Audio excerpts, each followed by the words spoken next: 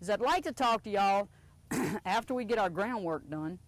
I'd like to talk to you some about bits and bitting, which ones I use, not which ones are the best, because I'll cover that later, but the ones that I use and how they work and why they work, and why I use a progression of bitting.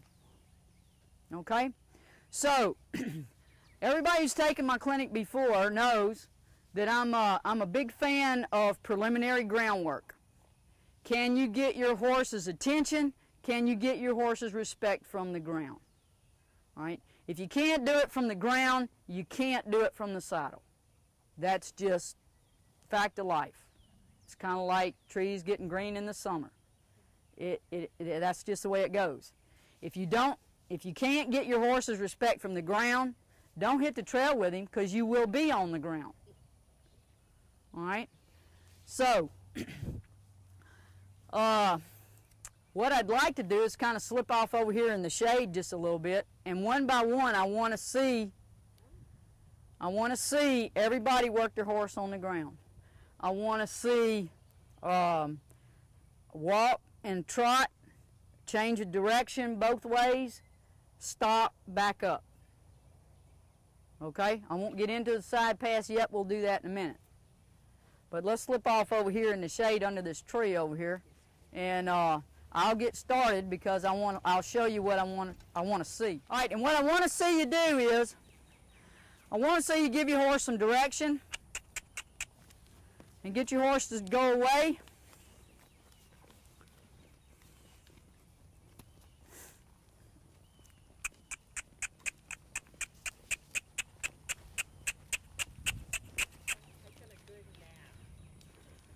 I want to see your horse trot. I said I want to see your horse trot. You big thing, you. I want to see you get a little stop. Change of direction. All right, now this mare's fresh out of the stall. I hadn't ridden her in 2 days. Had a bunch of lessons this week, and we all had a real good time, and I rode 4 or 5 horses every day, but she wasn't one of them.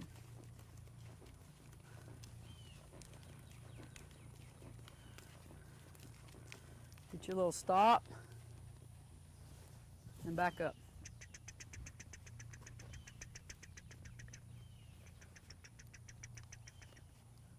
All right. Next up, I don't care who, volunteer. I'm going to give you a little critique while you're doing it.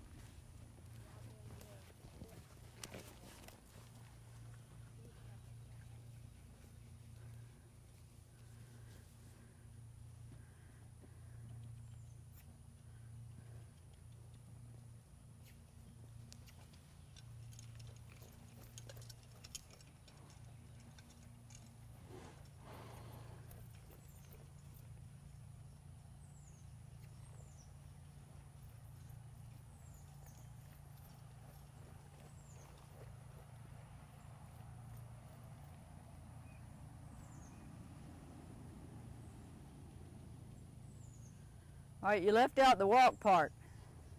Oh, I'm supposed to walk? Yes. I said trot. I want you to walk, I want you to trot, and back up. There you go. When you first get your horse out of the stall, or you bring him up from the pasture, the walk gives you a good idea of whether your horse is lame in one foot, one leg, whether he ran into the fence, whether he got chased by a dog. You know, you wanna look. This mare's a little stocked up in her back legs this morning. That's not unusual for an aged horse to accumulate fluid. Sometimes in their hind limbs, particularly in their back legs, around their ankles.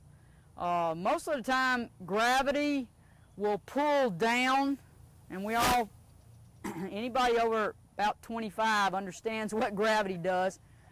And so your horses, as they age, some of them tend to accumulate fluid in their ankles. She'll walk out of that, but I have to be aware that that's there and not just start out ripping and running and roaring. All right, so be aware of what your individual horse's problems may be. Some horses have arthritic problems. Some horses, it just kind of takes them a while to get going. I had an old stud that I showed all the time. His ankles were horrible, but if I eased him and worked him really softly right at first, he was pretty sound for most of the day. All right, next up.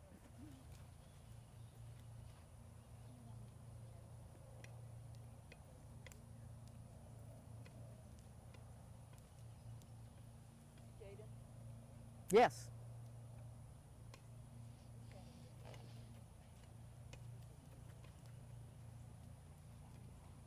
He may leave you a little bit more room to gate.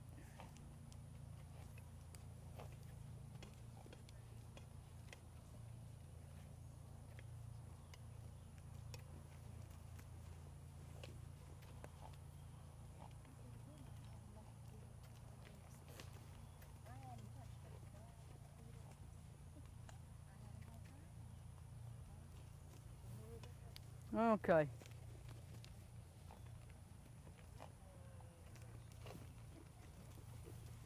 Let's address a little problem here. Tell me your name again. Nicole. Nikki. Okay. Nikki. That's all right. That's all right. That's one of the things that you have to watch when you mark your horse on the ground. If you're just chasing him around. Yeah. Okay. What I want to see you be able to do is send him. Come on, old mare. Behave. I want to see you be able. She got a little attitude, yeah. I want to see you be able to send him. All right. And where when you're going around there, you're not chasing him around. Okay. If I'm over here and I'm doing this, all right, who's getting the biggest workout? Yeah, you are. See, you've walked about half again as far as he has, kind of chasing him around trying to get him to go. All right, well, that's him telling you, I can make you move your feet. He's training you. Oh, yeah, go figure. And they'll do that too, buddy. Don't ever think your position is solid, all right? Because as much as you want to train them, they want to untrain you. Okay, so what I'd like to see you do is when you send your horse, here, swap me just a second. Yeah, that'll help. That's all right. I'm not averse to using that. Back up, buddy. Back up. Back up. Thank you. All right, now go. Go. All right, you see how he stalls out and tries to look at me? Right. All right, where you're headed is not back here because the rear end is moving. It's the front end that's too close to you. So you're going after that shoulder right there. See him move away from me? Yeah. Now you see who's working. He is. Okay? I'm not chasing him around. I want him to go. I want him to get that shoulder away from me. Thank you. Okay? So now, when I want to get him to stop, I stab my belly button, run that rear end around. Now why do we do that? Disengage that hind end to take away the impulsion. We redirect and focus on the shoulder and send him back out there where he goes. And we don't move, he does. All right, buddy, let's go. Atta man. No, you got enough room to do this. Go ahead, you can do it. Atta man. That's good. I'm not going to pull on you. There you go. And all I'm doing here is giving him some direction and encouragement. Now, why isn't he just taking off and trotting? Because nobody's ever done this really quite like this. And he's trying to figure out what I want him to do. There you go. But you can see the thought process in his mind about what do I have to do to get this person from harassing me. Okay?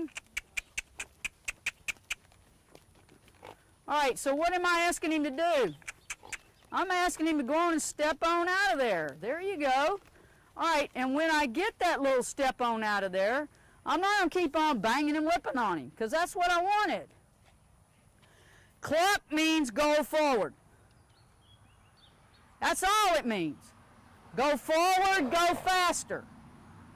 When you want him to back up, you make some other kind of racket. I don't care whether you tell him back up. When I was a kid, I learned how to say back up to my horse. I had a cousin that was about 3 years younger than me. And she asked me one day, what does baggar mean? I said, I'm telling my horse to back up. She said, oh, I wondered what a baggar was. Yeah, it was French, right. All right, now you see he's going around. He's going around like he's supposed to. But I'm not chasing his rear. All right, see this right here? This is the part you want to go away from you, is that shoulder. Horses will dominate you with their shoulders. All right, horses dominate each other with their shoulders. They don't just arbitrarily run up and start kicking. You see horses in the pasture, what do? Brand new horses, never seen each other. They approach each other, nah, nah, nah, nah. And then they go to the shoulder. Are we going to be friends? I'm going to scratch you, you're going to scratch me? Or are we just going to start pushing on each other? All right, what do they do next? They slip around there, they get to playing, and one of them starts trying to bite the other one right there. They start trying to bite each other right there. Let's get your legs, let's get your legs. What are they doing?